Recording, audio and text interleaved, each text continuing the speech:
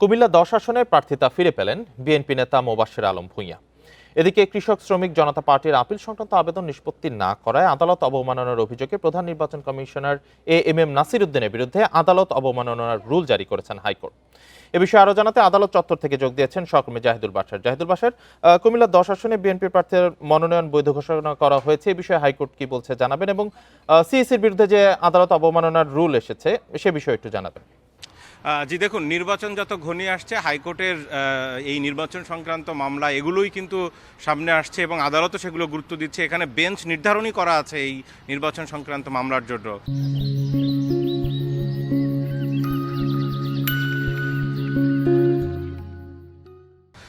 দেখুন, এবারের বিশেষ করে নির্বাচন কমিশনারের আপিলের পরেও যারা বৈধ হয়নি এরকম অনেকে এখানে এসছে, বেশিরভাগই স্বতন্ত্র প্রার্থী। কিন্তু আলোচনায় ছিল মূলত দুটি আসন, একটি হচ্ছে কুমিল্লা 4 এবং আরেকটি কুমিল্লা 10। এই দুই আসনেই কিন্তু মূলত সমস্যা হচ্ছে বিএনপির যে দুজন প্রার্থী তাদের বিভিন্ন ধরনের সমস্যা নিয়ে তারা তাদের প্রার্থিতা হারিয়েছেন।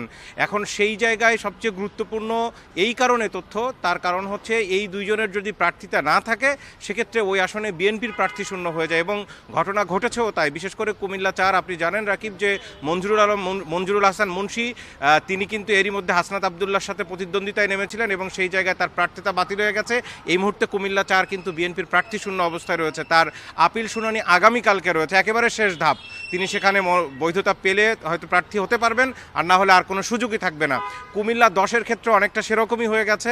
কুমিল্লা 10-এ বিএনপির যিনি মনোনীত প্রার্থী ছিলেন এম এ গফুর, মোহাম্মদ আব্দুল গফুর ভূঁইয়া, তাকে রিটার্নিং কর্মকর্তা এবং নির্বাচন কমিশনের যে অ্যাপিলের ডিভিশন ছিল, এই নির্বাচন কমিশনের অ্যাপিল যেটি, সেখানেও তার মনোনয়নের বৈধতা তিনি পাননি, কারণ তার মূল অভিযোগটি ছিল তিনি ঋণ খেলাপি। কিন্তু এর মধ্যে তিনি ঋণ পরিশোধ করেছেন, আইনজীবীরা যেটি বলেছেন, এবং সেই জায়গা থেকে হাইকোর্টের যেই ব্রডার সেন্স, যেহেতু আদালতের হিসাব নিকাশ আর নির্বাচন কমিশনের আপিলের যে বিচার ব্যবস্থা বা তাদের যে মন মানসিকতা সেটি এক নয়। জি, এই ছিল আমার কাছে আদালত থেকে জানাচ্ছিলেন সহকর্মী জাহিদুল বাশার।